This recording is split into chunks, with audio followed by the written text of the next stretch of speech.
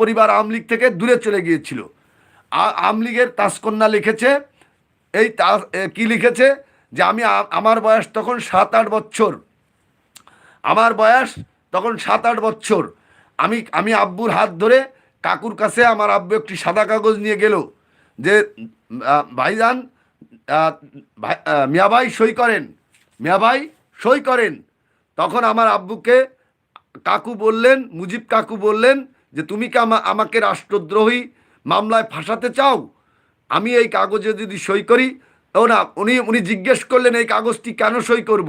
তা উনি বললেন আপনি স্বাধীনতার ঘোষণা দিয়ে যান, যদি আপনার কোনো কিছু হয়ে যায় আপনার অবর্তমানে এই সাদা কাগজই আমি দলিল হিসাবে জাতির সামনে উপস্থাপন করব।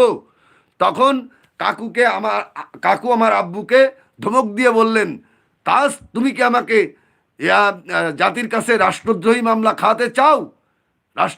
রাষ্ট্রের বিরোধী মানুষ বানাতে চাও? তা আমার আব্বা মাথা নিচু করে হেঁটে আমার হাতটি ধরে নিয়ে চলে আসলেন।